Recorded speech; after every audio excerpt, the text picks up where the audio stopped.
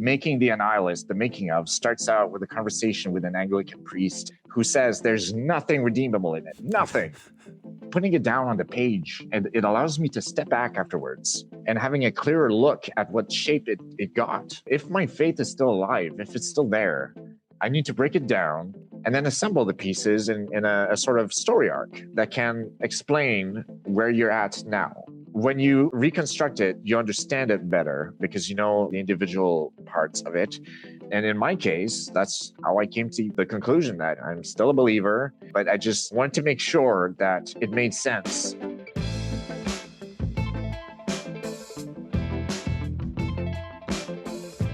Hello and welcome to the podcast. My name's Matt, and if you're doubting or deconstructing your faith, you're in the right place. On this podcast, we aim to be totally honest about doubt, but still hopeful about faith in Christ. Doubters are welcome here. In this episode, I chat with John, an author from Montreal who reached out to share his book with me entitled Trial and Error, Making the Annihilist. I read it, I really enjoyed it, and I think John's story is a great addition to the collection of conversations about doubt and faith on this podcast. I especially loved hearing about how writing helped him process his pain, anger, and doubt. Just as one quick clarifying note, John wrote a book called The Annihilist. Then he wrote a follow-up called Trial and Error, Making the Annihilist. It's the second book that I read, and it's that book that we're discussing in this conversation. I just wanted to make it clear because we discuss both, but there could be some confusion based on the similarity in their titles. Enjoy the conversation.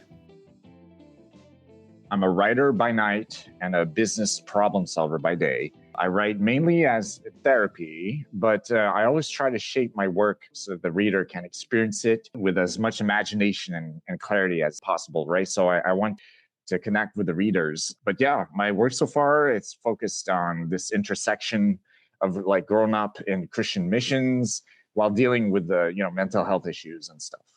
The context of us connecting for the listener, John reached out to me, sent me a PDF of his book, which I read in like an afternoon. It was so good. So where we're at in this conversation is this is a podcast about a book, which is about the writing of a book, which is about your experiences in life and faith. So we are like Inception. We are 4 layers deep here. Meta, Yeah. It's meta, but it's exciting. So when I was reading your book, can you tell me more about like the genre of what I read? I read something called, was it called Trial and Error, Making the Annihilist, or was it just called Making the Annihilist? It's Trial and Error, Making the Annihilist. It was built as a testimony, to be honest. It had these elements, basically. But it's autofiction. It's like, to the best of my memory, what kind of shaped me.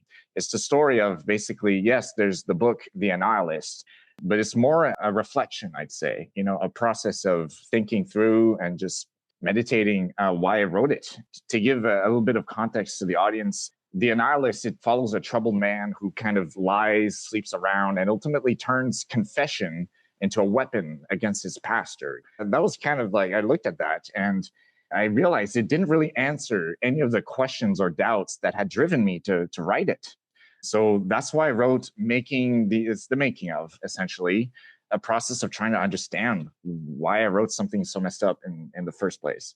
We are going several layers deep, but I'm very curious of your thoughts. And before we get into the book, I do want to give you time to talk backstory because as part of Making the Annihilist, your first few chapters, you kind of talked about your younger life and you touched on being a teen. Yeah, I don't know if you would say growing in faith or connected to faith somehow. Yeah, 100%. Yeah. Being educated in Christian schools while your parents are on the quote unquote mission field. Yeah. I'm curious to hear about what faith looked like for you as a young person. Look, it was this sort of mix of like divine purpose. My parents were in missions. So the mission aspect of like God calling you to go and do something was very omnipresent. But at the same time, there was this sort of godly terror kind of thing, right? I grew up in the countryside and in that nature soaked environment, I looked upon it with wonder at God's creation. But the outside world, I was completely afraid of it. So it was this weird tension between like looking forward to heaven, right? And being petrified of ending up in hell and not being elect, right? Or losing your Mm. salvation or whatnot.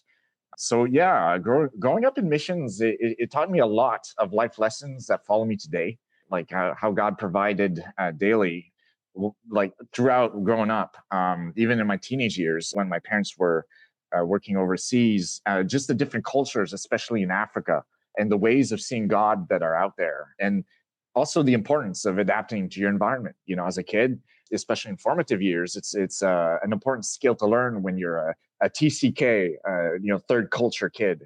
So yeah, it brought a lot to my life. At the same time, it really destabilized me and worsened my mental health. So it was difficult, but it made me who I am today, and I'm okay with that. It was just this tension was very present in my early years, I'd say. And you could feel that tension. The reason I respect you as an author is because really good authors can do a certain thing where they don't say something explicitly, but you can just feel it. Mm, And in those first few chapters, you really laid out that tension well. I was like, he's having tension with his faith. He's mm, really struggling with what his teachers are saying. And like, I didn't like decode something super secret in the text. Like, it's there, obviously. mm, But as an author telling a story, like, I could just really feel it. mm. You said a moment ago that it destabilized you. And I can't remember the exact word you used, but said something. There was some kind of relation between that destabilization and your mental health. If you're willing to share more about that, I am curious about what it is about faith and the upbringing you had that you felt negatively impacted your mental health.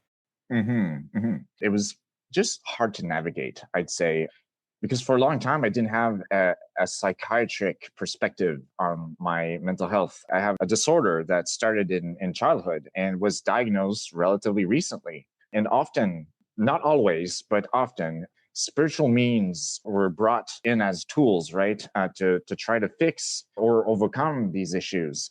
And it did not solve the chemical imbalance in my brain, essentially, right? The physical reality of it. Looking back on my younger years, I can tell now that although it brought on a lot of pain, I want to say it uniquely shaped my worldview and my faith.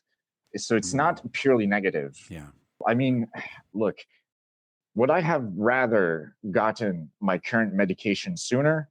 Probably yes, right? This has improved my life and by an extension, my relationship with God on so many levels. Right. But I don't resent the fact that this tool came along later in my life. It's just God provided it in His time. And I just wanted to say that, right? Because it is true.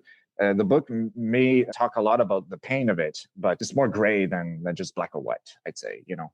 Yeah, and I appreciate that. The Doubters Welcome podcast often features kind of the strain and the doubt that we experience, but of course, it's also a place where we're very hopeful about faith. So yeah, I'm totally willing to receive that. Right? Like, it can be hard, but it's fascinating to see that somehow in and through all of that, you've navigated your way to a place where you feel like you're in a better spot with medication that you feel you need, and Mm, I'm delighted to hear that you feel like it. And now it's like this is actually benefiting my relationship with God because I'm able to connect with Him in a healthier way. So that's mm, amazing.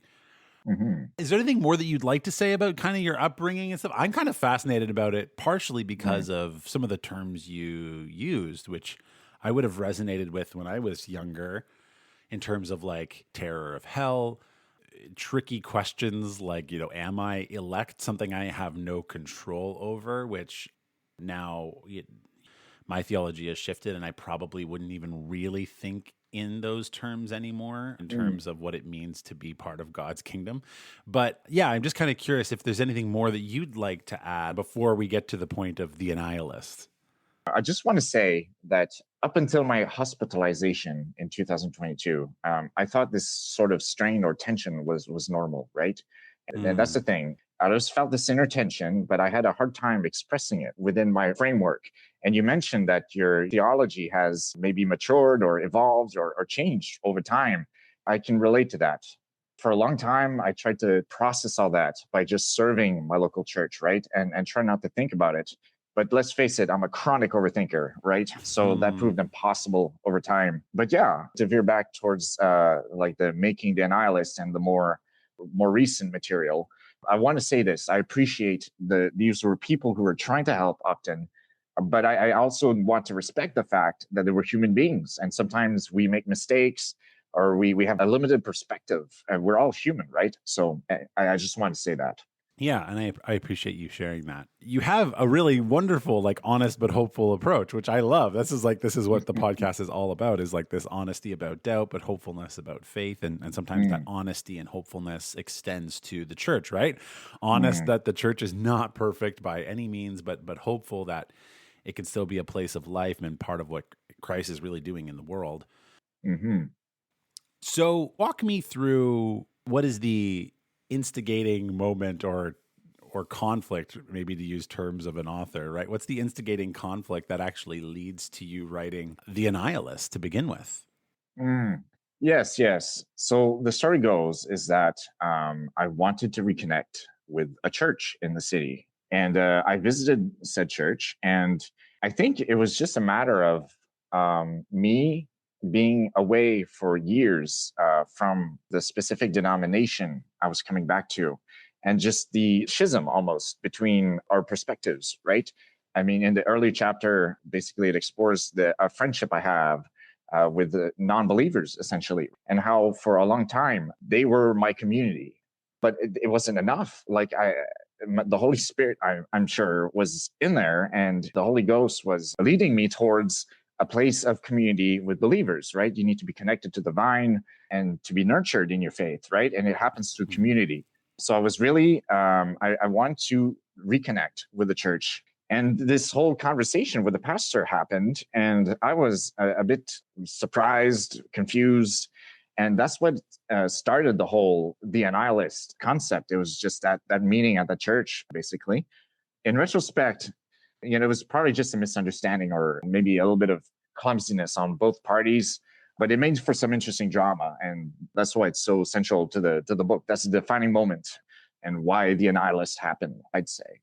You called it surprising and confusing. Mm. Was it also painful? Or for the listener, I've read Making the Annihilist. I haven't read The Annihilist. And from how The Annihilist is described in Making the Annihilist, it sounds really like, an unfiltered book. Let's just leave it there. That it is, yes. So when you say words like, oh, it was like surprising or confusing, that feels relatively tame, but it produced something that was. It was pain, yes. Yes. Why was that encounter painful to you? When you leave a church that you were invested in and just very active in, and then come back after years of not having gone to that church, there's kind of this vibe of just, oh, what is he doing here? Like, kind of strange. Is he just going to come for like a couple of Sundays and then just leave off again? Is this vibe, I'd say. So that was the first thing that, is just these comments or questions about, well, we still know each other. It's just that we haven't spoken in a while, but I was expecting a bit more interest in like, oh, what's changed and, where you're at and stuff like that. And second of all, it's just the comments about medication. It brought back some things that were set up earlier, right? With, for example, the conversation with the youth pastor, where I talk about my thoughts and my struggles. And it was always Bible verses and the spiritual aspect that was addressed. So the pain was being misunderstood, right? It's not just necessarily a spiritual issue here. There was a medical aspect as well. And so it's this kind of line of, well, truth will set you free, right? Just read the Bible, pray, and everything is going to be all right. Bible counseling and all that stuff, right? And just that being enough. Whereas I was benefiting from medication and seeing the positive impact of a psychiatric process. So that was the main thing that really bugged me, I'd say. It made me feel misunderstood. It stirred up old wounds, I'd say. And in retrospect, I remember sitting in my car where I usually brainstorm ideas parked in the street. I just park in the street and I'm sitting in my car and think about it. I was like, wow, that actually hurt. Not in the initial moment. I was like a bit stunned, but it went downhill from there. And so in The Annihilist, is it clear to you now what it is you were trying to process in writing that initial book? I think a lot of anger, just a lot of emotion, because the writing of it's like I said earlier, it's kind of a form of therapy. It's just putting it down on the page, and it allows me to step back afterwards. For the audience, Making the Annihilist, the making of, starts out with a conversation with an Anglican priest who says there's nothing redeemable in it, nothing, right? Don't show it to the pastor. It's this process of just taking a step back and getting trusted feedback and having a clearer look at what shape it got, basically. It was flow of consciousness, right? I was just making it up as it went along until I had the whole. But this whole process allowed me to then, through editing and just thinking about it, just kind of shape it into something that made sense. And ultimately, that was not adequate. So that's why I wrote Making the Annihilist. But the process is like that, just exteriorizing it on paper, sharing it with trusted readers first, and just making sense of it, because it's coming out of your mind. I believe there's even a spiritual aspect where the Holy Spirit can lead you to write things or to identify pain and just to put a label, if you will, on what you feel. And that's the first step, I'd say, in a long process, but it's very critical. Yeah. Well, you're not saying this. These are my words. So I just want to make that clear to the listener. Like, there is an interesting connection here in that when I experienced spiritual abuse in church, a mentor of mine said, like, write out everything you'd want to say to these people who hurt you. Write it all out. Don't hold back. Don't sanitize anything. Say exactly how you feel. That way of approaching pain is not unheard of. And it's also like, I think we get these sorts of things also in the scripture. If you actually look for it, you see people expressing pain in ways that are shocking and that we're not even sure how to hold that in some book that we want to call inspired and authoritative or something. And then we're like just witnessing pain and it's hard to hold. I think I've experienced that at a level. Now, because of what we've just expressed, I'm just curious, do you think that the Anglican priest was wrong to say that there was nothing like redemptive in it? How would you respond now? What do you think about that response? No, after thinking some more about it, I looked at it and I just said, yeah, no, this is pretty sacrilegious, I'd say. I don't think she was wrong. Let's just say it. If I ever do publish it, it will be in a form of satire, right? Because it's so exaggerated and it's almost ridiculous at points. Yeah, it is just, no. Yeah. Maybe there was value in the process, but the work itself was not redemptive in some larger sense. Is that a fair way of saying it? I don't want to put any words in your mouth. No, I agree. Yeah, because like the redemption of it, I'd say, and this is what I've realized through making the Annihilist, is the whole concept of forgiveness, right? And just anger is one thing, honesty is one thing, but alone it can be chaotic and destructive. It can ruin a lot of stuff. So the important part is just the forgiveness of it, and there's no sign of repentance or forgiveness in the Annihilist. And so that's kind of what the priest was getting at. Anger alone, that doesn't solve anything. It can motivate you to do something or act in a way or say something or write something, but it's what you do with it that matters at the end of the day. And I just didn't want anger to have the last word, which is partly why I wrote Making the Annihilist. Honesty on its own can be destructive. Exactly. Yes. Wow. I think there's really something to that. But also it's fascinating to see that for you, it was kind of this essential part of the process, like a beginning place was to be really clear about where you are before diving into where next. Okay, so then let's go there, because I think a lot of people, especially when they're struggling with doubt or deconstructing, the anger, the frustration, the confusion, the pain, all that can be quite clear. But this idea of moving towards redemption actually is a much harder step. So if making the Annihilist was helpful in that redemption, could you share more? Because I'm sure people would be interested to hear how that helped you take meaningful steps forward.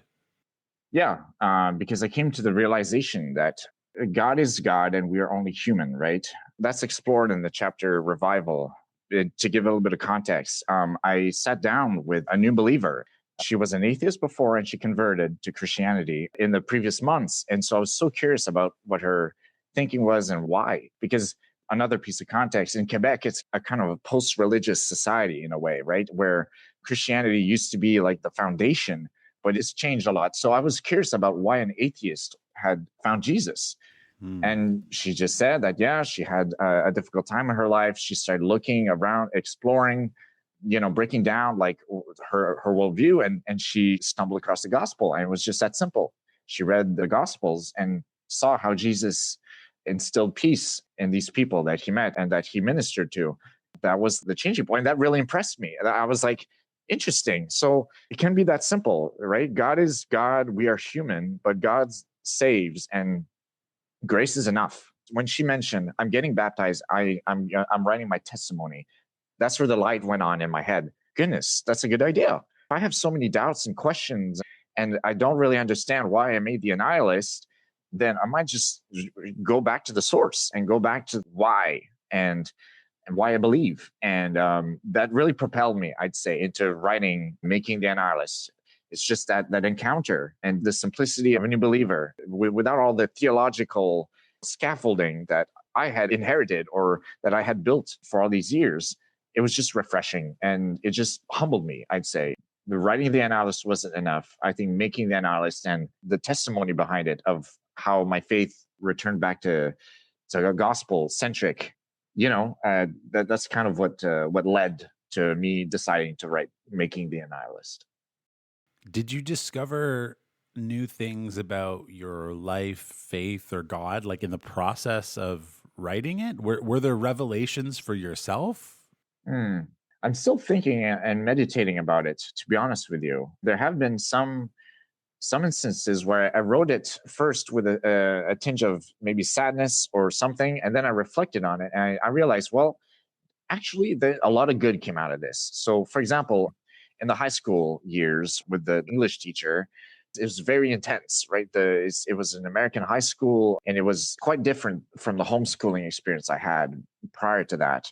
It was jarring at times. It was difficult, but hey, man, he encouraged me in my writing. He saw the potential in me from a writer's perspective early, and that really warmed my heart to realize that. It's like, oh, and it led partly to me writing books and publishing them on Amazon and having readers read them and stuff like that. So that's an example. It's just with my youth pastor, the chapter after that, that's another example of just, him helping to guide me through my academic uncertainty, right? It's like giving me ideas and recognizing talents or potential in me. So these kinds of snapshots of people who, whether it was intentional or not, like made me who I am today. That's the main things I get from meditating on Making the Annihilist, I'd say. And what were you hoping your readers would get out of it? You reached out to me and then you sent it to me. Like, it's so rare that you read a book and get to ask the author this question. Like, what were you hoping I would walk away thinking about? I hope, first of all, that it's balanced enough. I want it's to forgive but not forget, to be thankful for like all the good that came out of it, but also recognize that some parts of the process caused pain or misunderstanding or whatnot. So balance, first of all, and second of all, I just think the last line of the book, God is great even when we're not. That is well said. But we must tend to our garden. We need to work on ourselves. We need to cultivate our relationship with God, community, and all that. I hate to reference openly and just say, oh, look at me, I know books. But it comes from Voltaire's Candide book, where this character experiences so many misadventures and hardship. And at the end, his philosopher friend says something very, very ideal and philosophical. And he says, oh, that's great. But we need to tend to our garden. We need to feed ourselves. We need to cultivate, right? And that stuck with me. And that's what I want to leave with the reader. At the end of the book, it felt like you had kind of a breakthrough in your understanding. Like in the questions I sent you, I was said, like, was that real or was that for the sake of the story? 100% real. Yeah. It did seem almost like an epiphany to you. Like a revelation, or however you want to say it, like a moment of inspiration. Things start to click and make sense to you, where the story is that you wrote The Annihilist, which we've talked about, has like, there's nothing redemptive in it. It's just an account of raw pain. Yeah. Like, so the story of Making the Annihilist is essentially the what sparked you writing that, and then you wanting to send that to the person who inspired the pain. And the whole story is like your friends being like, I don't know, don't do it. And you're like, I'm going to do it. And then like you do it and you pass it off. And then that's the tension of the story. And it's a fun tension, especially having not read The Annihilist. In my mind, I'm like, I don't even know what's in there, but like I'm so stressed out because like it just sounds really bad. And it sounds like this pastor, you know, as someone who's been a pastor at a church, like would read it and be like, I don't even know if I'm supposed to be reading this. This is like awkwardly, you know, whatever, depraved or whatever word you want to slap on it. In the end, it feels like you kind of come to a breakthrough that brings you to peace with the story, where you feel you no longer have to send it. Why did you initially want to send it to him to begin with? Was it just to make him squirm? Or did you actually think that it would bring like some kind of resolution? Like, what were your motivations? Because man, it's a wild thing to do or want to do. Well, that's a good question. It's complicated. And I'm still thinking through it in retrospect, to be honest with you. I think part of it was I felt the desire to be listened to or at least heard on how I felt. The other part is a little bit more, like I said, complicated. Is I'm a very curious person in life. And I figured we knew each other before, right? I had been to the church for years and we were on a personal level. And I just legitimately wanted his perspective on like, do you see the pain beneath the anger? And part of it was just, yeah, I made this thing. And I have this habit of before I do something with a piece of writing, if it's inspired by actual encounters or conversations or things, I try to show it to the source first and get their verdict or their blessing. So it sounds really weird and messed up, but a mixture of feeling the need to be heard, curiosity kills the cat every day. You know, that's just the expression. And finally, weirdly enough, just like this is what came to my mind and the flow of consciousness produced. What do you say? Do you have a comment? But to be honest with you, I like which proportion of it, of these three factors, is the most intense. I don't know. Yeah. Anyway, if that answers your question. Well, it kind of does. I mean, it's an honest answer, and so that's fine. Part of it's part of your process. Part of it just came to you intuitively. Yeah. And part of it is just wanting to be seen and heard, which makes sense. Man, when we get hurt, like one of the things we want people to do is to just acknowledge, yeah, that hurt you. I see why. Exactly. Is like feels like half the healing sometimes is people just acknowledging what happened so that you don't feel like you're making it up. Yeah, exactly. It's a real thing. At the end of the book, it feels like you had a breakthrough where you're like, I don't need that anymore. What was that breakthrough? Because it seemed profound, but at least to me in the reading, it didn't seem entirely clear. I don't know if that was by accident or design. Okay. Yeah, well, part of it is not a question of realism or anything, but it's just when it's inspired by real experiences and real reflections or whatnot. Sometimes it doesn't overtly make sense on the page, right? It's possible that it didn't translate that much, the actual breakthrough, right? But it's just with my conversation with a friend who said, John, you have to forgive or else you'll become bitter, but don't forget. And combined with the whole testimony idea of the new believer in the previous chapter, I think, this kind of combined into this realization that, well, what if I try to write my recollections and my journey in a way that all the characters could possibly read it and realize the emotional truth behind it, right? It sounds a little weird, but when you write a story, because it is partly, it's sort of fiction, right? So it's inspired by real experiences, but there's an actual story arc and a narrative, right? That was just the realization that the crafting of making the Annihilist was the next step in the process. And just God is grace, God is forgiveness, and we need to reflect that in our lives. That's I guess what I was trying to say. I can really respect that. How do you take these breakthroughs and put them into a way that is transferable to other people? It's not easy. But what was clear and came across on the page was the sense of relief. Woo! Mm. Like I felt the relief for you. Like you Yeah. seemed perturbed, you seemed burdened, you Mm. seemed like you're like, I have to give him this story. He has to read it. And Mm. then as the story was concluding, it just felt like I don't have to do that. Mm. Mhm. I guess he could read it. I could share it, but like I don't have to. Like Exactly. and like oh man, it just felt like after the whole story of like this tension, just like finally felt like a release valve, but one that like gave you more peace. So in some ways, I guess that was cathartic as a reader. Yeah, it sounds like you process your thoughts obviously through writing. Thank you for sharing that with me. I Mm. really enjoyed it. Yeah, my pleasure. In the original email you wrote me, it was entitled Deconstruction Made Me More, Not Less of a Believer. Firstly, well done. Great email title. Grabbed my attention. I was like, yeah, who is this guy? So I guess I'll start with like, what do you mean by deconstruction? And why do you feel that helped you in your journey of faith? I'm really curious to hear.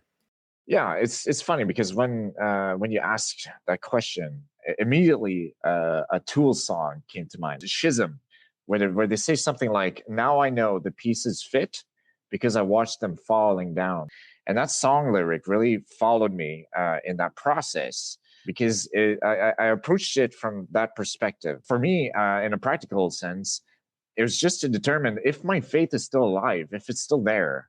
I need to break it down into my past presuppositions and influences about it, and then assemble the pieces in a sort of story arc that made sense, and it put them back together like a weird puzzle or a chain of different influences, and that's how I did it. When you reconstruct it, you understand it better because you know like the individual composing parts of it. And in my case, that's how I came to the conclusion that yeah, I'm still a believer. I still believe in the gospel, but I wanted to make sure that it made sense after writing the Annihilist and all that stuff. Yeah, so it's just a journey of self-examination, remembering, and just building a sort of narrative that can explain where you're at now is how I see deconstruction. And that's why, to me, it's so important. Just the title of the book is Trial and Error. That's just my philosophy and the research and development I do, and in my writing. I just try to apply it to my faith journey, essentially, and making the Annihilist came out of it. That's my view of deconstruction, is that it's all good to have a faith and to be assured of your salvation and to have all these absolutes that you believe in.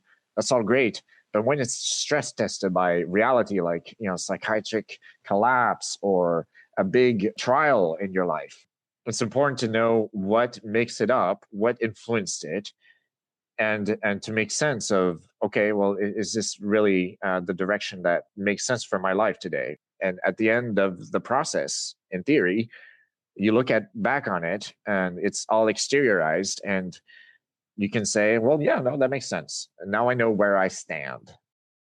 A book I'm reading right now is called The Skeptical Believer. You might enjoy this actually. Cool. Okay. The subtitle is Telling Stories to Your Inner Atheist. Hmm. And it's by Daniel Taylor. Why what you're saying is making so much sense to me in the moment is because I'm reading this book. And part of this book, what he's arguing is that story is, I think he would say, the most helpful framework for making sense of reality. Yeah. Not science, not physics. We need stories to make sense of the world. And they help us make sense of the world. And that is essentially what the scriptures are. It's giving us a story in which to frame reality, where there's a God who made a good world and is trying to bring us back to the goodness of what he originally had planned. Mm. So there's something kind of redemptive and so beautiful about saying, like, I'm just looking at my own life, and then we all go through things in life, and I've created stories to make sense of them. But you literally wrote a story. That's beautiful. And I hadn't thought about that till you were just saying it now, is essentially you're doing the work of seeing what has happened in your life and looking and going, what story is this telling? Exactly. I have a few things, a few updates about my work, if that's okay. Yeah, go for it. So yeah, I just want to say Trial and Error, Making the Annihilist is out on Amazon. But if you're interested in free creative writing, there's always my Substack newsletter, The Realist JLB on Substack. There's a new series that's coming out on August 14th. But otherwise, thank you so much. And blessings from Canada's Village Idiot. That's my statement. No, thank you for coming and for sharing. And it's been really interesting to just hear another fascinating story of someone processing pain and doubt and deconstruction.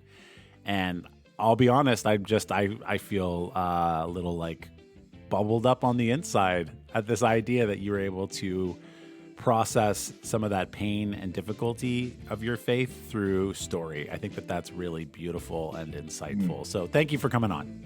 That's my pleasure. And thank you for listening to the podcast. As always, if you have something you'd like to add, don't hesitate to reach out to me at matt@doubterswelcome.com. And if this conversation was encouraging to you, would you share it with someone else that you think it might encourage? It does a lot to help the podcast journey with doubting Christians toward faith in Christ. I'll see you next time.